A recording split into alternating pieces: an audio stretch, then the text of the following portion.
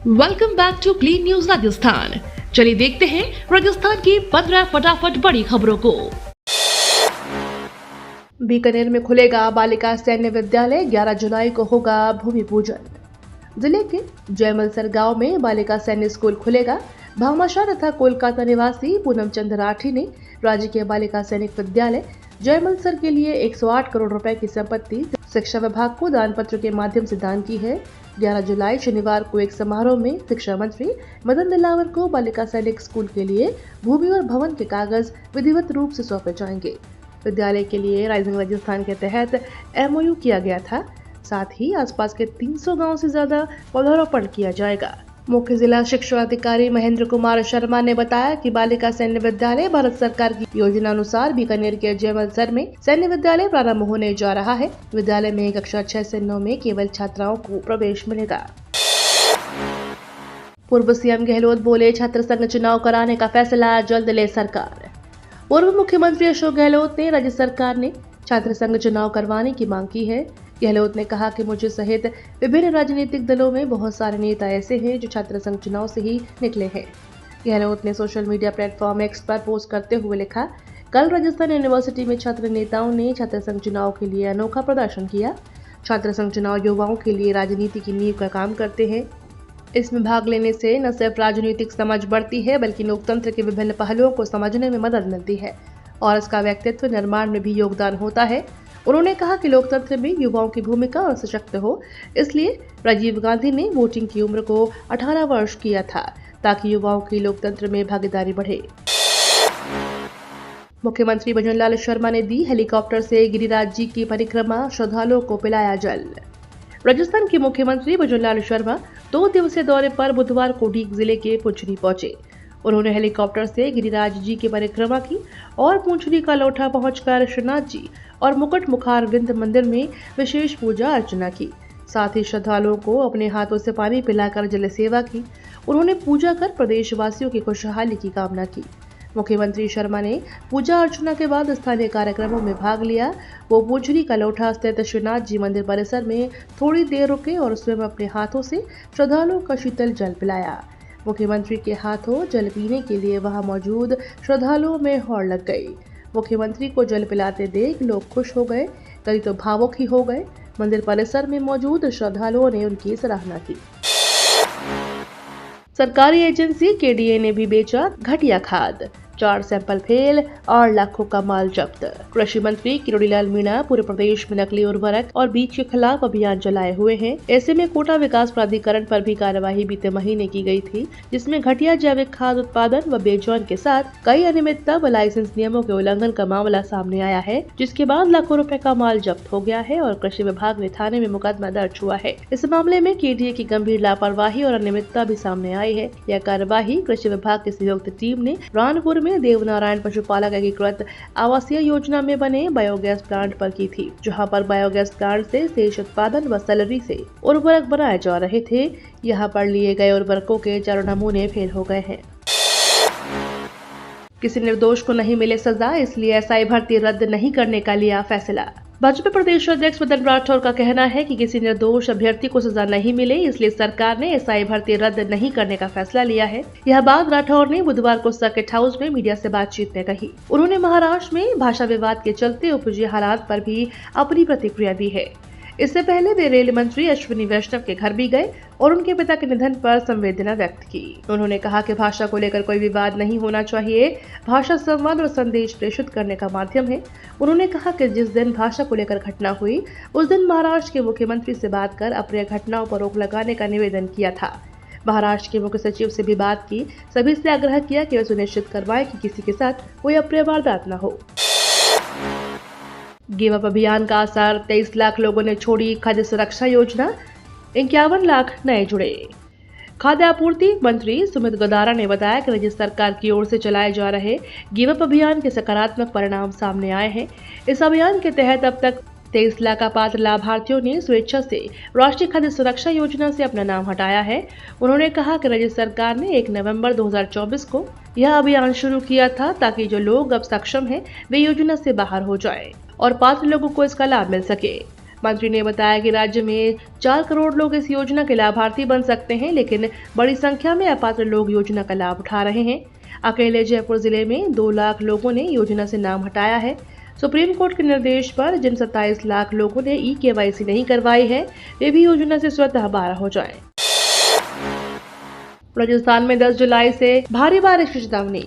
राजस्थान में कुछ दिनों से ज्यादातर जिलों में बारिश से राहत मिली थी, लेकिन एक बार फिर आज से भारी बारिश की आशंका जाहिर की गई है। मौसम विभाग के मुताबिक प्रदेश में दक्षिण पश्चिम मानसून के असर से राजस्थान के कई हिस्सों में आज से एक बार फिर भारी बारिश की गतिविधियां बढ़ने की उम्मीद है और अगले कुछ दिनों से प्रदेश में कई स्थानों पर अतिवृष्टि की संभावना है, यानी बारिश कुछ दिन तक जारी रहने वाली है। राजस्थान के इन जिलों में कच्चे तेल का भंडार निकालने के लिए 200 नए कुएं खोदे जाएंगे। राजस्थान के बाड़मेर, सांचौर बेसिन के तेल क्षेत्रों से उत्पादन क्षमता बढ़ाने की तैयारी शुरू कर दी है। जल्द ही वेदांता समूह की कंपनी केआर ऑयल एंड गैस अपने क्षारीय सरफेक्टेंट पॉलीमर इंजेक्शन की शुरुआत करेगी। बाड़मेर में 200 से अधिक कुओं के पास नए कुएं खोदकर क्षारीय सरफेक्टेंट पॉलीमर छोड़ा जाएगा। इससे क्रूड ऑयल का उत्पादन 1.5 गुना तक बढ़ जाएगा।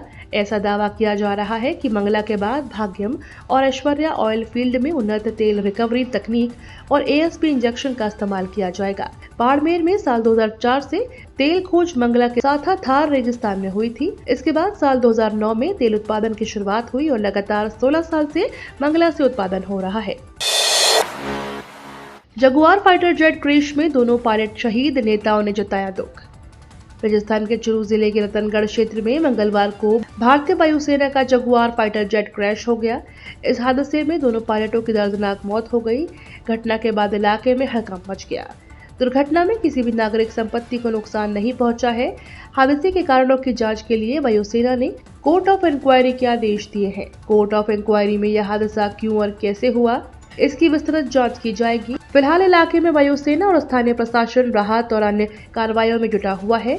इस दर्दनाक हादसे में अपने प्राण गंवाने वाले दोनों पायलटों को पूरे देश की ओर से भावपूर्ण श्रद्धांजलि और उनके परिवारजनों के प्रति संवेदना व्यक्त की जा रही है। मंत्री राज्यवर्धन सिंह बोले, राजस्थान के पत्थरों को विश्व स्तरीय पहचान दिलाएगा ज्वाइंट ऑपरेशन ग्रुप। गुलाबी नगरी जयपुर में होने वाले इंडिया स्टोन मार्ट 2026 को लेकर लघु उद्योग भारती की ओर से पर्यावरण, उद्योग और खनन विषय पर बुधवार को कॉन्स्टिट्यूशन क्लब में एक संगोष्ठी का आयोजन किया गया। इसमें उद्योग मंत्री कर्नल राज्यवर्धन सिंह राठौर और उद्योग के विश्नोई ने शिरकत की। लघु उद्योग भारती के राष्ट्रीय अध्यक्ष घनश्याम ओझा, खनन, पर्यावरण और उद्योग विभाग के वरिष्ठ अधिकारी, रीको के प्रतिनिधि, पर्यावरणविद, खनन विशेषज्ञ और प्रदेश भर के उद्यमी मौजूद रहे।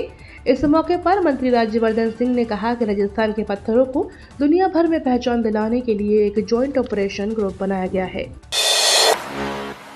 पहली बार क्रिकेट गतिविधियों की भागदौड़ संभालेंगे राजस्थान के पूर्व क्रिकेट खिलाड़ी। राजस्थान में पहली बार क्रिकेट की भागदौड़ राजस्थान के पूर्व खिलाड़ियों को सौंपी गई है। इसके लिए एक कमेटी का गठन भी किया गया है। इसमें राजस्थान के पूर्व इंटरनेशनल और नेशनल खिलाड़ियों को शामिल किया गया है।